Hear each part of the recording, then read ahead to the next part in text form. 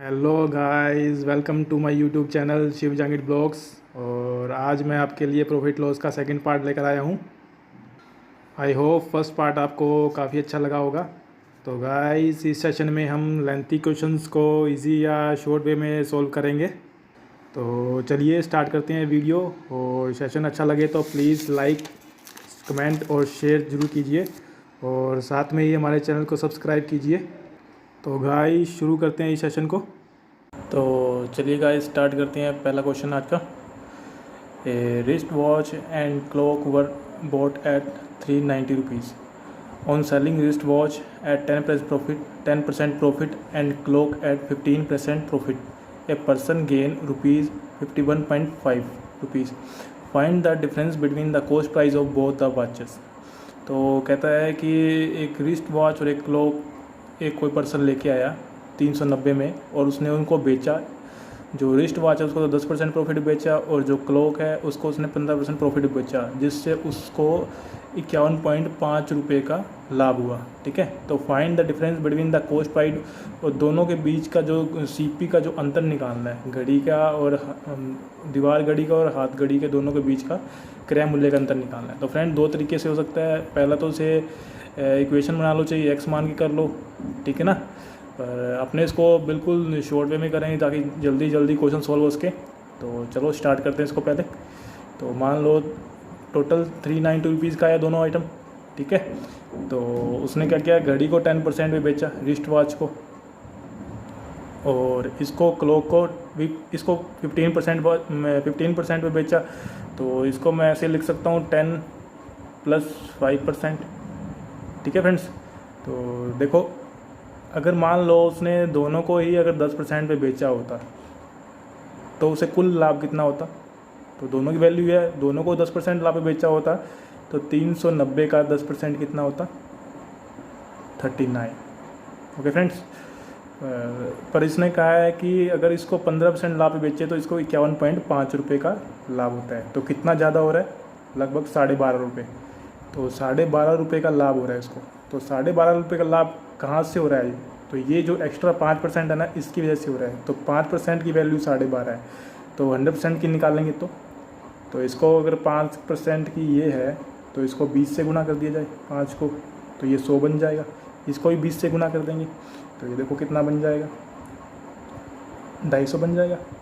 तो गाइस 100% की वैल्यू 250 हो गई, ठीक है। तो यहाँ से ये जो कौन सी ये क्लॉक थी, क्लॉक की वैल्यू आ गई है, ठीक है, 250 रुपये। तो इसमें से घटा देंगे तो अपने रिस्ट वॉच आ जाएगी। तो रिस्ट वॉच की वैल्यू आ गई इसकी 140 रुपये। अब इसने दोनों का क्रय मूल्य निकाला, दोनों का अंतर पूछा है, तो 250 में से 140 जाएंगे तो 110 बचेंगे। तो ये है गाइस इसका आंसर। तो देखो कितना इजी तरीके से हो गया। नहीं तो आप उसको पहले ए और फिर बी दो अलग अलग वॉच मान के, फिर ए का 10% निकालते, बी का 15% बराबर में इतना परसेंट लिख के फिर दोनों के इक्वेशन बनाते, काफ़ी टाइम लग जाता है। ये काफ़ी इजी सॉल्यूशन है और इफेक्टिव है पूरा। ओके फ्रेंड्स, तो इसका आंसर हो गया 110 रुपये। चलिए नेक्स्ट क्वेश्चन करते हैं आज का। एक I get profit of 10% on selling a horse for ₹3100 and A buffalo for ₹1300। तो कहता है कि मैंने एक हॉर्स को, एक घोड़े को 3100 रुपये में और एक बफेलो, एक भैंस को 1300 में बेचा, तो मुझे 10% का प्रॉफिट हुआ। I incur loss of 10% if I sell horse for ₹3150 and buffalo at its CP. तो कहता है कि अगर मैं जो घोड़े को 3150 रुपये में बेचूँ और बफेलो को क्रय मूल्य पर ही बेचूँ तो मुझे 10% की हानि होती है, ठीक है। तो find the difference of the CP of the horse और बफेलो। हॉर्स और बफेलो दोनों की सीपी निकालनी है। तो देखिए फ्रेंड्स, अब पहले तो इसका ये निकालो कि 31 था हॉर्स का, ठीक है, ये हॉर्स आ गया, और पहली वाली कंडीशन में 1300 ये बफेलो थी। इसने इन दोनों को बेचा तो दोनों कितने बिक गए, 4400 के।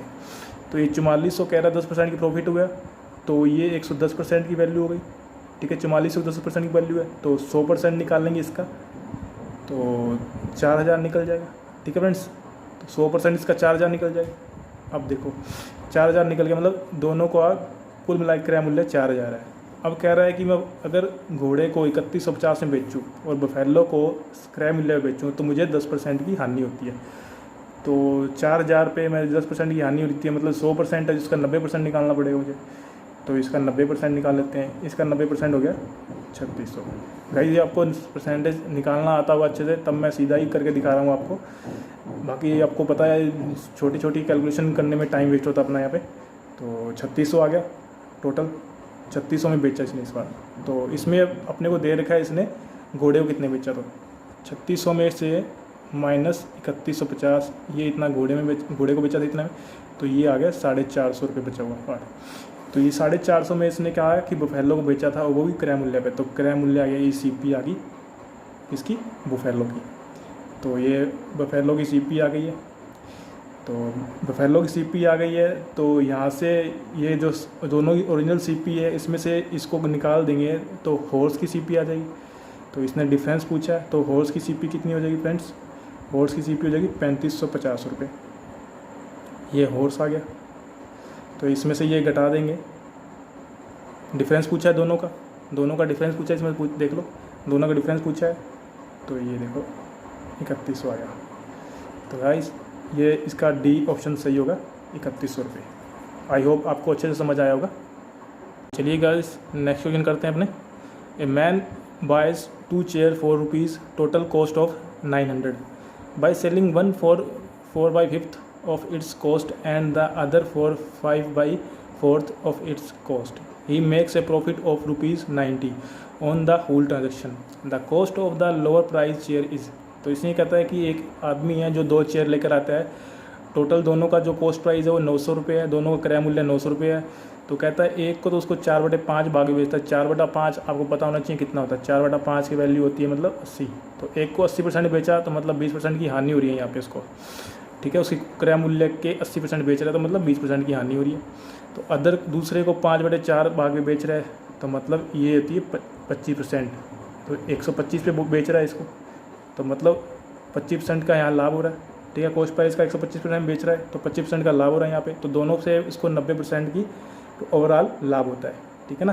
तो इसने पूछा है कि लोअर जो चेयर है उसका कॉस्ट प्राइस क्या है, ठीक है ना, वो पूछा है। तो देखो इसको ये भी अपने बहुत ही सिंपल वे में और शॉर्ट वे में करेंगे। एक्स वगैरह से काफ़ी लेंथी होता है, तो इस पर अपने एलिगेशन लगा सकते हैं। तो मैं आपको दिखाता हूँ एलिगेशन कैसे लगता है इस पर फ्रेंड्स।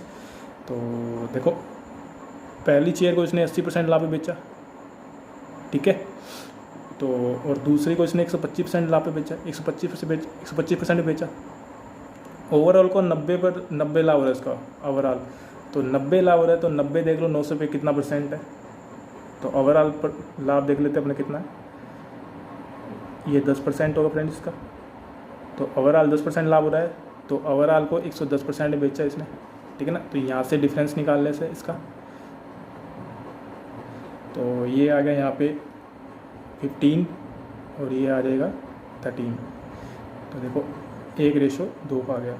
अब यहाँ पे जो आती है ये सीपी निकल के आती है, ठीक है ना। प्रॉफिट लॉस का जब कंपैरिजन करते हैं तो सीपी निकल के आती है हमेशा। तो देखो अब दोनों की सीपी मिला कितनी 900 है देर का इसमें। तो 903, ये टोटल 3 है, 3 की वैल्यू 900 है, तो 1 की वैल्यू, ये 3 की वैल्यू 900 है तो 1 की वैल्यू 300 हो जाएगी। तो कम प्राइस वाली इसने पूछे थे, कम कॉस्ट प्राइस वाली, तो कम कॉस्ट प्राइस वाली इसमें है, ये वाली है, ये दिख रही है यहाँ पे दोस्तों, तो 300 की आएगी, ये 600 की थी, ठीक है ना। तो 300 रुपये इसका आंसर होगा, आई थिंक सी होगा।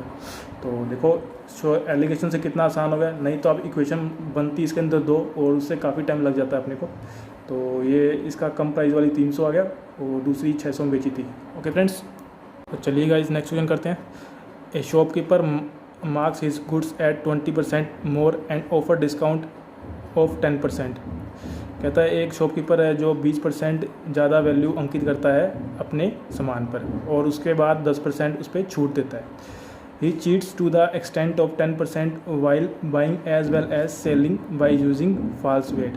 तो कहता है कि वह धोखाधड़ी करता है 10% तो खरीदते वक्त और 10% ही बेचते वक्त, दोनों मतलब दोनों कंडीशन में 10% का ये मतलब धोखा करता है, ठीक है, चीट करता है। तो फाइंड द ओवरऑल प्रॉफिट, तो ओवरऑल प्रॉफिट उसने पूछा है।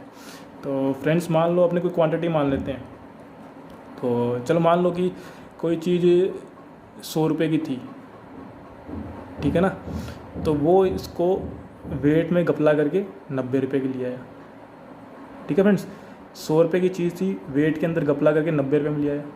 फिर उसी 100 रुपये की चीज़ ने इसको वेट के अंदर घपला करके 110 में बेच दिया।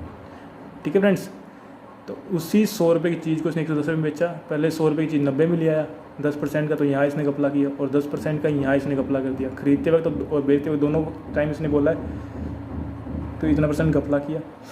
अब एक चीज़ और है, अब ये कहता है कि अपने गुड्स को 20% ज़्यादा डिस्काउंट, मतलब ज़्यादा वैल्यू अंकित करता है। तो मान लो इसके गुड्स की अंकित मूल्य 110 रुपये है, ठीक है ना, लाया तो 100 में था, पर अंकित मतलब उसने जो 10 में बेच रहा है, तो मतलब अंकित मूल्य, मतलब अब उसका CP ये है, उसके हिसाब से CP इसकी ये है, तो इस पर अंकित करेगा 20% और ज़्यादा।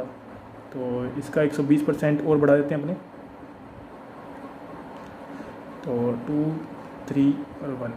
ठीक है फ्रेंड्स, ये 11 से आपको मल्टीप्लाई करना आना चाहिए फ्रेंड्स, कुछ नहीं है। जैसे 12 को मैंने कैसे मल्टीप्लाई 11 के साथ, ये देखो, जैसे 12 है तो पहले 2 का 2 लिख दिया और 7 वाले डिजिट का इसमें सम हो जाता है 3 और फिर 1 का 1 आ जाता है। ठीक है ना, तो ऐसे होता है इसका मल्टीप्लाई। जितनी संख्या होगी वो आप मतलब पहले प्रीवियस वाली से जुड़ती रहेंगी और लास्ट वाली सिंगल आती है और फर्स्ट वाली भी सिंगल एडिटिव वैसे आती है। ठीक है फ्रेंड्स, तो 132 रुपये आ गया। अब इस पर 10% छूट देता है, तो इसका 90% निकाल लेंगे, 10% छूट हो देगा इस पर। ठीक है फ्रेंड्स, तो ये देख लो, 9 दूनी 18, 9 3 27 और 1 28, 9 एकम 9, 9 और 2 11,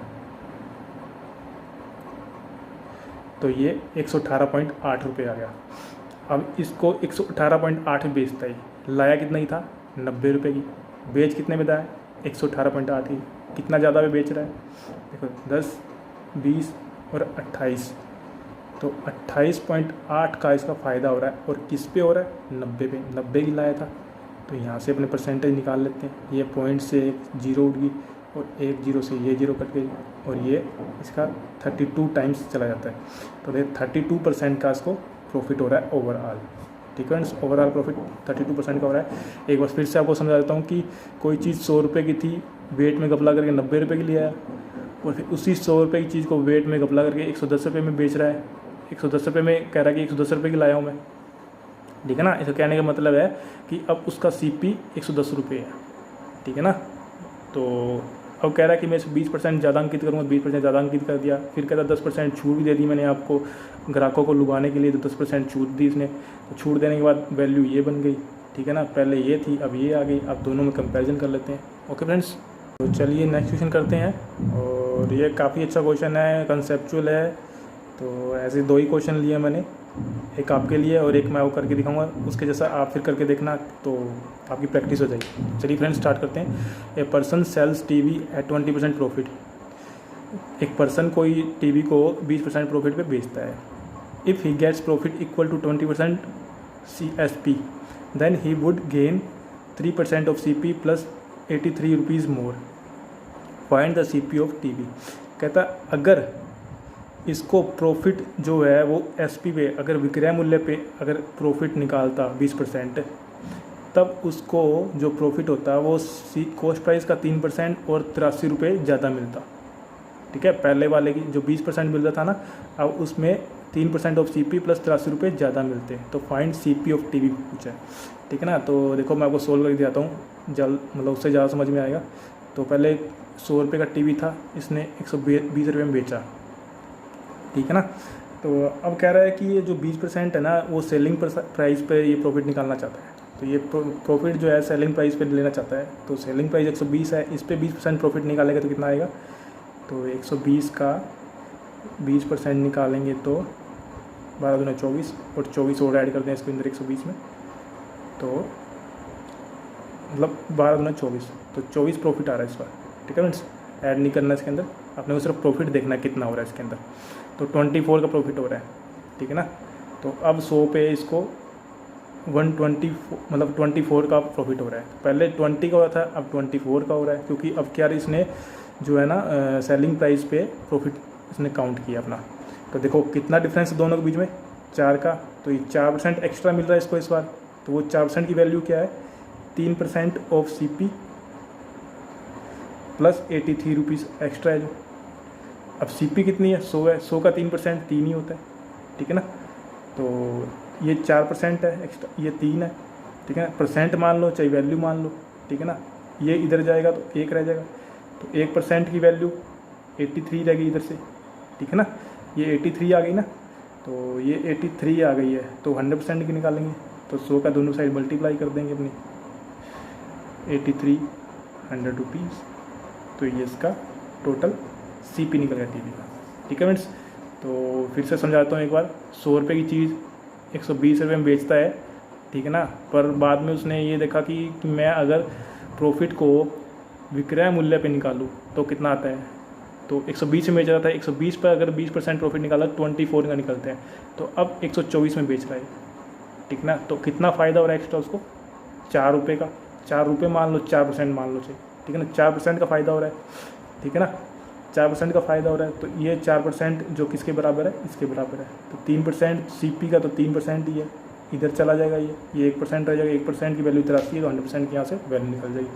ओके फ्रेंड्स, ये भी क्वेश्चन जस्ट ऐसा ही है, बिल्कुल सेम टू सेम। ये आप करके देखिए, एक बार पढ़ के बताता हूँ। A person sells TV at 25% profit, if he gets profit equal to 25% SP, then he would gain 5% of CP, 80% more, find CP of TV, ठीक है ना। सेम चीज़ है, सेम इसी तरीके से होगा, तो एक बार आप खुद से ट्राई करके देखिए। ओके फ्रेंड्स, ये आपके लिए होमवर्क होगा। तो चलिए गाइज नेक्स्ट क्वेश्चन करते हैं। तो ये भी काफ़ी कंफ्यूजिंग क्वेश्चन रहता है स्टूडेंट्स का। One shopkeeper calculates his profit at CP and second at SP। तो एक शॉपकीपर है जो अपना प्रॉफिट एक तो क्रय मूल्य पे मतलब कैलकुलेट करता है, और दूसरा जो है वो विक्रय मूल्य पर कैलकुलेट करता है। बोथ गेन प्रॉफिट ऑफ 20%, दोनों को प्रॉफिट ही 20% का होता है। If SP of the both is same and difference of both the profit is 85%। तो कहता है दोनों का विक्रय मूल्य अगर सेम है तो दोनों का प्रॉफिट का जो डिफरेंस होगा वो 85 का होगा, 85 रुपीज़ में होगा। Then the find of the SP, तो SP पूछा है इसने, ठीक है ना। पहले तो देखो दोनों पे ही 20% का प्रॉफिट हो रहा है, तो 20% क्या होता है, 1/5। 1/5 का मतलब है कि अगर पहले वाला CP पे निकाल रहा है अपना प्रॉफिट, तो ये CP हो जाती है नीचे वाली, तो SP क्या होती है, CP प्लस में प्रॉफिट, तो ये 6 हो जाएगा। अब दूसरे वाला कह रहा है मैं SP पे निकाल रहा हूँ 20%, तो इसका भी 1/50 होता है। पर अब नीचे इसमें SP है, ठीक है ना, क्योंकि यह SP पे निकाल रहा है, तो CP क्या होगी, प्रॉफिट हो रहा है तो CP तो कम ही होगी ना इसमें, तो CP इसमें सब घटानी पड़ेगी, 5 में से 1 अपने को, 5 में से 1 जाएगी तो 4 आ जाएगी CP। SP 5 है और CP 4 है, तभी इसको सही 1/5 पर इसको 20% का प्रॉफिट हो रहा है, ठीक है फ्रेंड्स। तो बस दोनों में इतना ही अंतर है। अब इसने ये बोला है आगे कि दोनों ही केस के अंदर SP सेम है, तो SP इसमें 6 है इसमें 5 है, तो अपने को सेम बनाना पड़ेगा ना। तो देखो सेम बनाने के लिए इधर से मैंने 6 से गुना कर दिया, इधर मैंने 5 से, अगर इस पर 6 में गुना किया तो इसमें भी 6 में गुना हुआ है, इसमें 5 में गुना किया तो इसमें 5 में गुना होगा। तो ये दोनों CP सेम हो गई है। अब SP सॉरी दोस्तों, SP दोनों की सेम हो गई, तो CP देखो, अब CP दूसरे वाले केस में कितनी आई है, 24, और पहले वाले केस में कितनी आई है, CP 25 आई है, ठीक है ना। तो कितने का अंतर है, 1 का अंतर है। उस 1 की वैल्यू इसने कितनी दे रखी है, 84 दे रखी है। तो 1 की वैल्यू 84 दे रखी है। इसने पूछा क्या है, इसने पूछा है कि SP क्या है, तो SP कितना है अपना 30 है, तो इसे 30 से मल्टीप्लाई कर दो। तो देखो 5 × 15, 8 × 24 और 1 25, तो ये अपनी आ गई है SP, D सही आंसर है इसका। तो देखिए गाइस, कुछ नहीं है, बस फैक्टर लेके इसको सोल्व कर सकते हैं इजीली। तो अपने को ये पता होना चाहिए थोड़ा बहुत परसेंटेज का ये पार्ट, कि SP कितना होगा और CP कितना होगा। अगर CP पे निकाले तो नीचे CP आती है, SP आती है, क्या आती है। ओके फ्रेंड्स, तो इतना था, और काफ़ी अच्छा क्वेश्चन है, थोड़ा सा कन्फ्यूजिंग है पर जल्दी से सोल्व हो जाता है आराम से। तो चलिए गाइस अगला क्वेश्चन करते हैं। बहुत ही अच्छा क्वेश्चन है, ये भी बेहतरीन क्वेश्चन है, टाइम कंज्यूमिंग है, पर देखो हम इसको कितने कम से कम टाइम में सोल्व कर सकते हैं। An article is sold at 20 rupees profit if its cost is increased by 50 rupees, and at the same time if its selling price is also increased by 30 rupees, the percentage of profit decrease by 3% find the cost price. कहता है किसी article को 20% profit पे बेचा जाता है, अगर cost price को 50 रुपये बढ़ा दें और उसी टाइम पे सेलिंग प्राइस को भी अपने 30 रुपये बढ़ा दें, तो जो परसेंटेज जो प्रॉफिट होने वाला उसके बाद वो 3% कम हो जाता है बाद में प्रॉफिट, पहले वाले से इतना परसेंट कम हो जाता है, ठीक है ना। तो फाइंड द कॉस्ट प्राइस। तो पहली वाली कंडीशन में पहले कॉस्ट प्राइस पे प्रॉफिट कितना हो रहा था 20%, बाद वाले में कितना होता है 3/3% कम हो रहा है, तो 16/2/3% हो रहा, ठीक है ना फ्रेंड्स। तो अब आपका इनका आपको फैक्टर पता होना चाहिए इनका। 20 का फैक्टर क्या होता है 20% का 1/5, ठीक है। तो 5th अगर CP है तो 6 SP हो जाएगी, ठीक है फ्रेंड्स। और इसका फैक्टर क्या होता है 1/6, अगर 6th CP है तो SP 7 हो जाएगी, ठीक है। तो पहले आपको मैं इसको बिल्कुल शॉर्ट वे में करके दिखाता हूँ, फिर आपको उसका दूसरा तरीका बताऊँगा, वो कितना लेंथी होता है, थोड़ा सा वो एक्स वगैरह मान के करना पड़ता है अपने को। तो देखो इसमें क्या हुआ कि अपने को सेलिंग प्राइस कॉस्ट प्राइस में 50 रुपीज़ जोड़ना पड़ रहा है और सेलिंग प्राइस में भी 30 रुपीज़ जोड़ना पड़ रहा है अपने को, ठीक है ना। CP के नीचे पूरी CP आई और SP के नीचे SP वाली वैल्यू आ जाएंगी। अभी देखो करना क्या है, इसके बाद इतना लिख लिया मैंने, अब इनकी क्रॉस मल्टीप्लाई करनी है ऐसे, ठीक है ना। और फिर उसके बाद सेकंड स्टेप में ऐसे करनी है। तो पहले ऐसे कर लेते हैं। तो 7 5 35 और 6 6 36। अब बड़े में से छोटा घटाना अपने आप देख लेना, और जिस वे में यहाँ घटाओगे उसी वे में अपने को यहाँ भी घटाना है, ठीक है ना। तो 36 में से -35 जाएंगे तो 1 बचेगा। अभी देखो ऐसे में से ये वाली कैलकुलेशन अपनी घटाई है, मल्टीपल घटाया अपने। देखो 7 5 50 350 और ये 6 3 18। देखो ये मल्टीप्लाई माइनस हुआ है, ऊपर वाले में भी ये मल्टीप्लाई में भी ये मल्टीप्लाई, यही सेम केस करना है अपने को जो भी करना है, ठीक है ना। तो यहाँ पे देखो कितना आ गया जल्दी, यहाँ कितना आ जाएगा अपना आई थिंक 150 और वो 170, ठीक है ना। तो एक की वैल्यू 70 आ गई है। तो अपने को निकालना क्या है CP। तो CP कितनी है, CP देख लो यहाँ पे 5 है, तो 5 से मल्टीप्लाई हो जाता है, ठीक है ना। तो 5 से मल्टीप्लाई कर 17 5 85, तो 750 इसका आ गया कॉस्ट प्राइस। ओके फ्रेंड्स, तो अब अपने इसको दूसरे तरीके से करके देखते हैं। मतलब एक्स वाले तरीके से। एक बार ये देख लीजिए आप, इसका स्क्रीनशॉट ले लीजिए। तो दूसरा तरीका देखते हैं इसका अपना, जो एक्स माने करते हैं। तो अपने इसमें फैक्टर तो वही सेम लेके चलेंगे। CP 5 थी तो ये 6 था। तो मान लो कोई कॉस्ट प्राइस 5x है, इसमें 50 रुपीज़ मैंने जोड़ दिए बटे में, और सेलिंग प्राइस में मैंने 30 रुपीज़ जोड़ दिए। तो अब कह रहा है जो अपना प्रॉफिट निकल के आ रहा है ना, वो 1/6 निकल के आ रहा था ना, तो 1/6 की वैल्यू 7/6 होती है, ठीक है ना। तो ऊपर CP था तो CP लिखना, CP 6 और नीचे SP है तो SP लिखेंगे। अब इनकी क्रॉस मल्टीप्लाई कर दो, ठीक है ना। देखो सेम ही चीज़ आएगी, कोई अलग से नहीं आया कुछ भी, वही है। इसको यहाँ लेके जाएंगे, ठीक है ना। तो ये माइनस होके वही सेम चीज़ है। अब x आ गया यहाँ पे, x की वैल्यू यहाँ पुट करोगे तो वही सेम चीज़ आएगा। बस उसको मैंने शॉर्ट वे में करके दिखाया, जल्दी कैसे कैलकुलेशन दिया, ठीक है ना। तो क्रॉस मल्टीप्लाई, तो ठीक है दोस्तों, इसका 8500 मतलब 850 रुपीज़ आंसर आ जाएगा। दूसरा क्वेश्चन देखो, दूसरा क्वेश्चन सेम ही है दोस्तों, ऐसा ही है।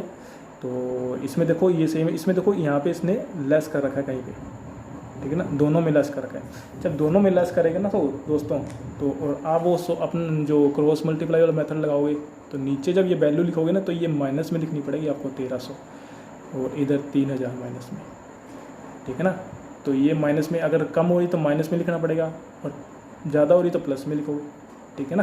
तो बाकी उसके बाद जैसे अपने माइनस करते हैं उस हिसाब से आप करके देखना ना, तो ईजी है ये। ओके फ्रेंड्स, तो ये आपके लिए सेकंड होमवर्क होगा, सेकंड क्वेश्चन है होमवर्क का। ओके फ्रेंड्स, तो गाइस आज का लास्ट क्वेश्चन है और काफ़ी अच्छा क्वेश्चन है, तो एक बार खुद से ज़रूर ट्राई कीजिए। तो चलिए करते हैं स्टार्ट इसको, और देखो कितने आसानी से अपने को सोल्व कर लेते हैं।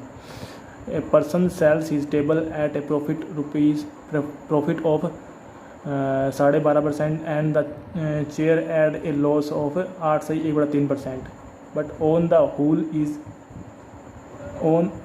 ही is gain ₹25. On the other hand, if he sells the table at a loss of 8/3% and chair at a profit of 12.5%, then he neither gains nor loss. Find the cost price of the table. कहता है एक person है जो एक table को तो वह 12.5% लाभ पे बेचता है और चेयर को वो 8/3% हानि में बेचता है, तो उसको पूरे ओवरऑल पे 25% का लाभ होता है। ऑन द अदर है, और दूसरी ओर अगर वह टेबल को 8/3% हानि में बेचे और चेयर को जो है 12.5% प्रॉफिट बेचे, तो ना ही उसको लॉस होता है ना ही उसको हानि होती है। तो find the cost price of the table. तो गाइस इसमें जो लास्ट वाली लाइन दे रखी है ना, नाइदर गेन्स नोर लॉस, यही इसके अंदर सबसे बड़ा मतलब जो जिसने इस लाइन को पकड़ लिया ना, मतलब क्वेश्चन सोल्व है। बस यही लाइन क्वेश्चन सोल्व करता ही जल्दी ही जल्दी। अब देख लो, मान लो टेबल टी है प्लस चेयर की वैल्यू है कुछ, ठीक है ना। टेबल की वैल्यू टी है और चेयर की वैल्यू सी है, इन दोनों का CP है बराबर में। अब देखो बराबर किसके आएगा, कहता अगर मैंने टेबल को 8/3% की हानि बेचा, तो 8/3% दोस्तों इसका फैक्टर पता होना चाहिए आपको। इसका फैक्टर होता है 1/12, ठीक है। 1/12 होता है 8/3% का फैक्टर 1/12 होता है, ठीक है ना। तो मैंने हानि बेचा है तो 11/12 होगा इसका, ठीक है। प्लस अब चेयर को मैंने 12.5% प्रॉफिट बेचा, 12.5% का मतलब है 1/8, इसका फैक्टर 1/8 होता है। तो चेयर प्रॉफिट बेची है तो 8 इसमें जुड़ जाएगा, तो 9/8 हो जाएगा, ठीक है गाइस। तो अब इसका कंपैरिजन करवा देते हैं अपने दोनों। देखो टेबल को एक साइड ले जाते हैं, तो T/12 बराबर में चेयर को एक साइड ले गए तो C/8 आ जाएगा, तो T/C 12/8। तो देखो इनका रेशियो आ गया कॉस्ट प्राइस का 3/2, 3 और 2 के रेशियो में इनकी CP है। तो यहाँ से देखो बराबर क्यों रखा, क्योंकि इसने कहा है कि इसको घाटे पे और इसको प्रॉफिट बेचने पर हमें कोई लॉस और कोई हानि नहीं होती, मतलब दोनों मिला के CP सेम ही मिलेगी, CP ही मिलेगी दोनों से मिला के अपने को। तो CP की वैल्यू मिलेगी, तो इसलिए मैंने टोटल CP के बराबर रख दिया इसको, इसलिए मैंने कंपैरिजन करवा दिया और 3/2 में इसका जो CP आ गया, ठीक है ना। अब देखो अब इस यहाँ तक निकलने के बाद कुछ नहीं है, बस इसके बाद टेबल का इतना % निकाल लो और इसका इतना %, चेयर का इतना % लॉस निकाल लो और कंपेयर कर लो कि कितना आ रहा है, 25 आ रहा है, ज़्यादा आ रहा है, कम आ रहा है, उस हिसाब से अपने सोल्व कर लेते हैं। अब देखो अगर 3 तो छोटी है, अगर इससे मैं 100 से मल्टीप्लाई कर लूँ तो बड़ी हो जाएगी, पर अपने 100 से नहीं करेंगे, अपनी ऐसी वैल्यू से मल्टीप्लाई करेंगे ताकि इनका जो फैक्टर आपस में कट करे तो आराम से वो मतलब कट जाए, कैलकुलेशन में कोई दिक्कत ना आए। तो देखो 12 और 8 है नीचे, तो इसका एलसीएम लेते हैं, 12 और 8 24 होता है, तो इसको 24 से मल्टीप्लाई करते हैं ऊपर नीचे, ठीक है ना। तो टेबल का मूल्य हो गया 24×72 और चेयर का मूल्य हो गया 48, ठीक है।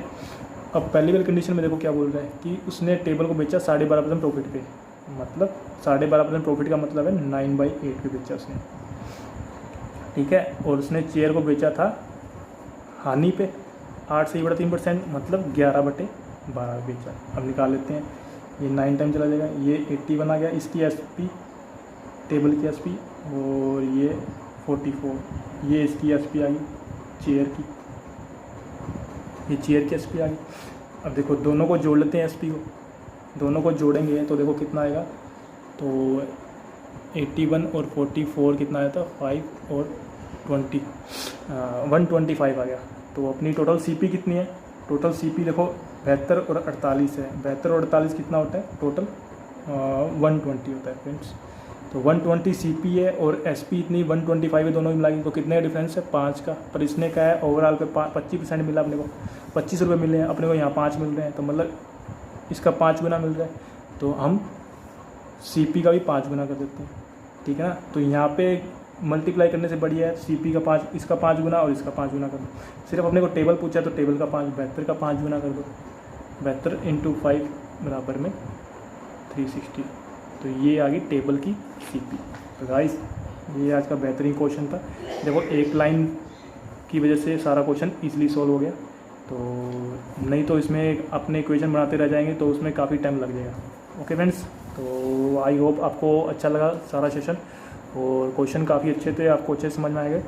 तो थैंक्स फॉर वाचिंग दोस्तों। तो गाइस ये थे कुछ बेहतरीन क्वेश्चंस और उनके इजी सॉल्यूशंस। और इस सेशन में हमने 8 से 10 क्वेश्चन पर डिस्कस किया है और इसमें से 2 क्वेश्चन मैंने आपको होमवर्क के लिए दिए हैं दोस्तों। और अगर सेशन अच्छा लगे तो प्लीज़ लाइक शेयर और कमेंट करके ज़रूर बताइए हमें, और साथ ही चैनल को सब्सक्राइब करें। तो गाइस आज के लिए इतना ही और मिलते हैं अगली वीडियो में। टेक केयर, अलविदा।